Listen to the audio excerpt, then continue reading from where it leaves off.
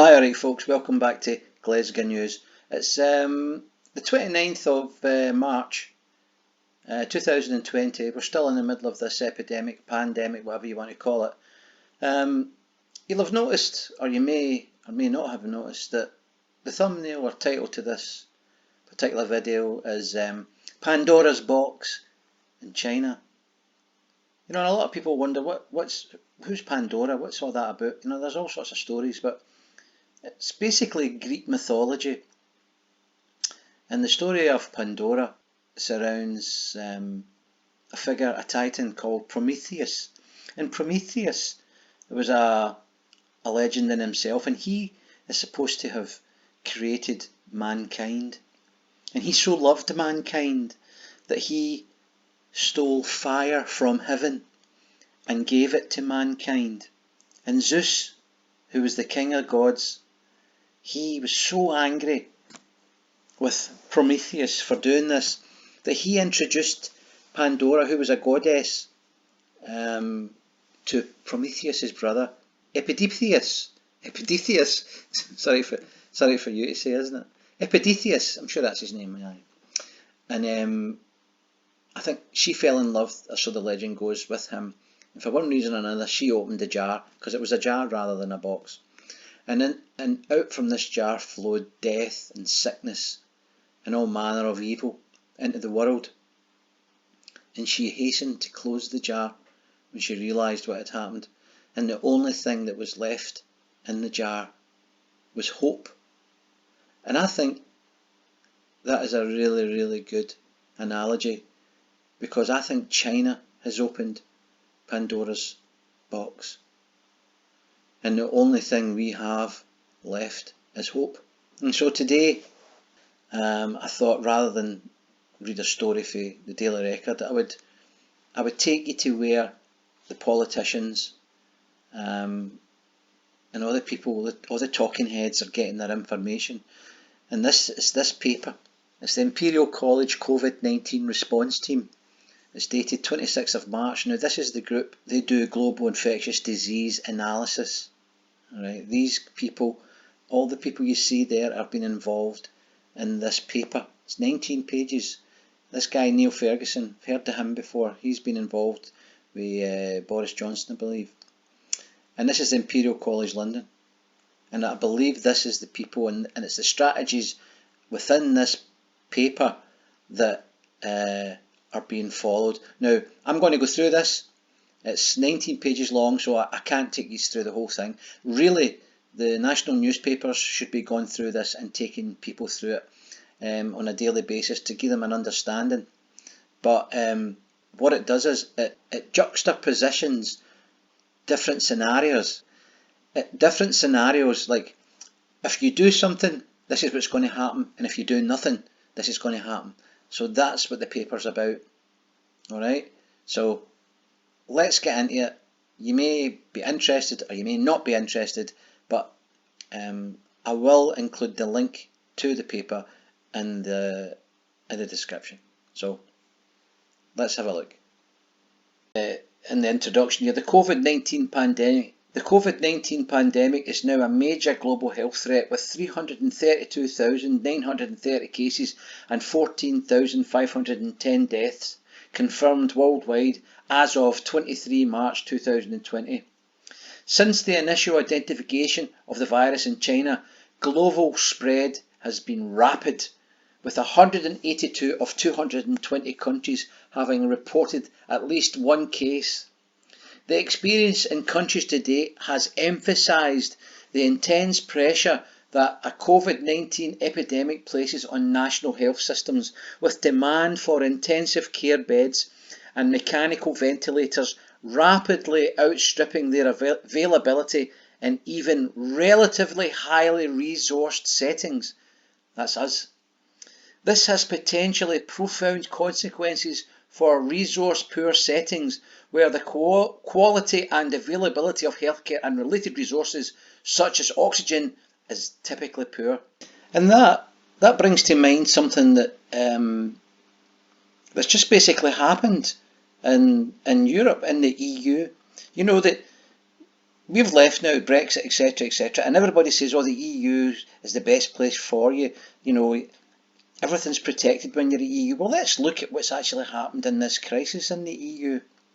So you had a country that was in distress. You had Italy, absolutely on its knees, ran out of everything, ran out of masks, ran out of PPE for the nurses and the doctors, ran out of ventilators, screaming for ventilators, asking, can you help us? You look towards Germany, who, by the way, are doing remarkably well during this crisis. And the reason they're doing quite well is that Germany, per head of population, unlike us, have built into the system ventilators at bedsides. So they have more ventilators per head of system and are able to cope with the influx of people requiring oxygen and help with their breathing. Now, they actually banned, they had plenty of masks, they banned the export of masks and ventilators to anywhere. They're not helping anybody. So much for cooperation. Do you know who ended up helping Italy? China. China! Holy Toledo. They go on to say from here, we estimate that in the absence of interventions, COVID-19 would have resulted in 7 billion infections and 40 million deaths globally this year. Mitigation strategies focusing on shielding the elderly and slowing but not interrupting transmission could reduce this burden by half, saving 20 million lives. But we predict that even in this scenario, health systems in all countries will be quickly overwhelmed.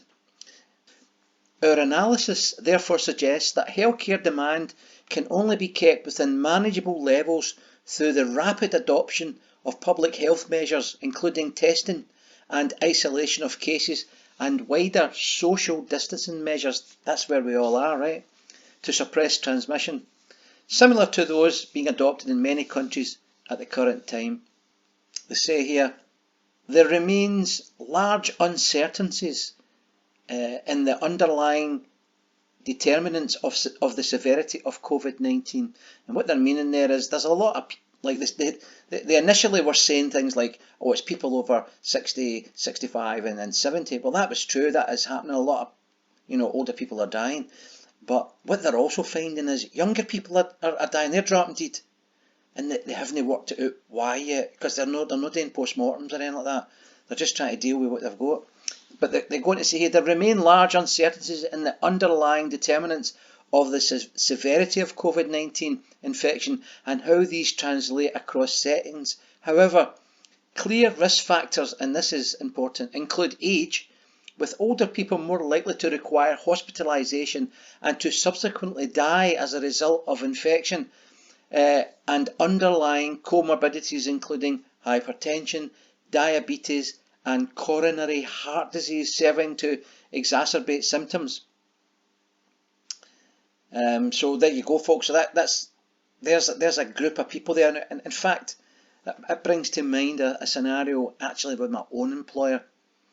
My employer has been designated a key workforce, It's a telecommunications firm. Now, and as such, we're obliged to work.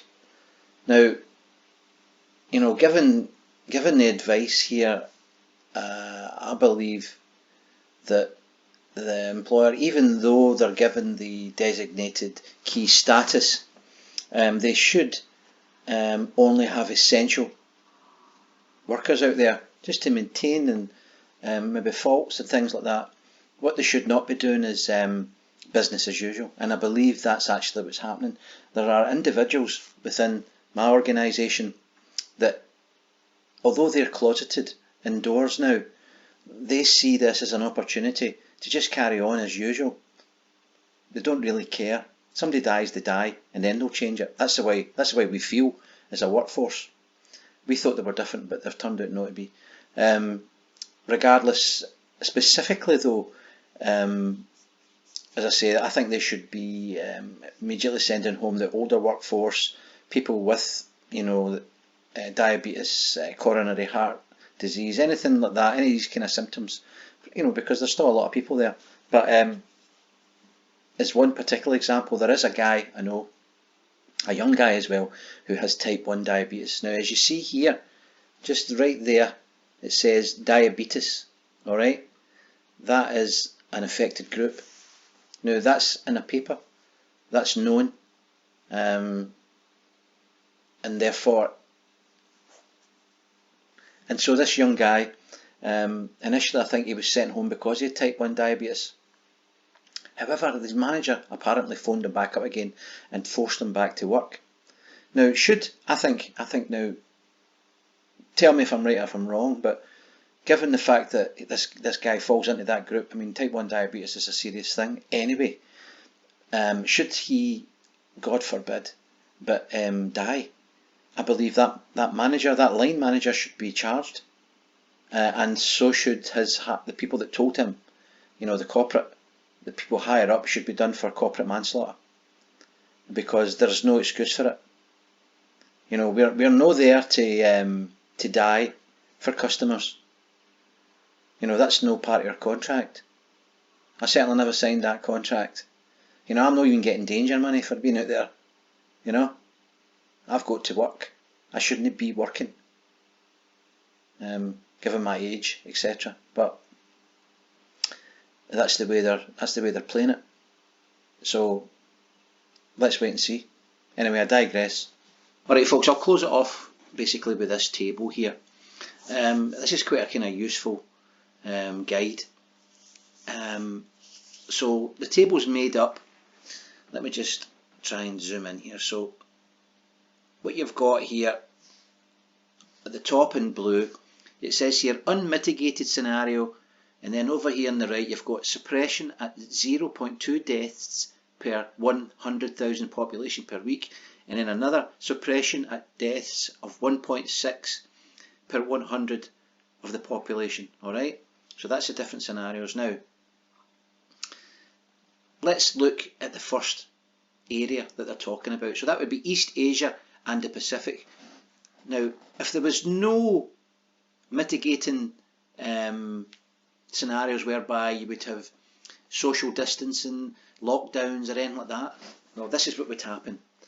In that area you would have 2,117,000,000 infections, and you would have 15 million deaths. Alright, come across here to the right hand side. If you did have some mitigating circumstances and you managed to suppress the death rate down to 0.2 deaths per 100,000 of population per week, you would have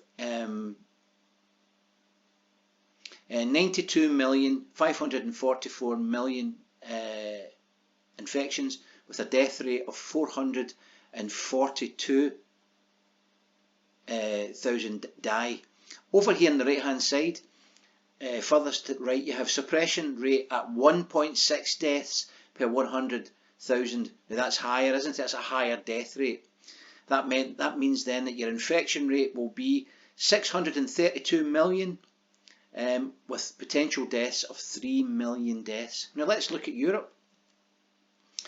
If we had no suppression in Europe, any of the countries, then we would have 800 million people infected, with 7 million in Europe and Central Asia die.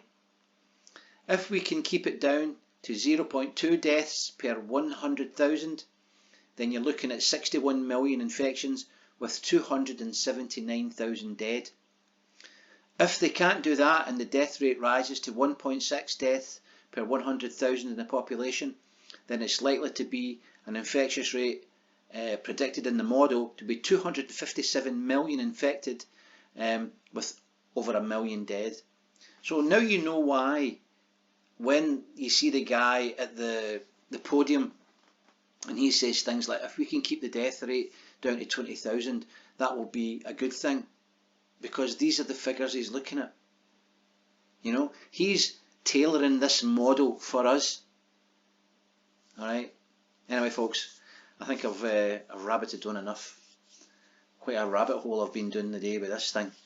So If you like the content, hit the like button, share and subscribe, because that's all I've got to say about that.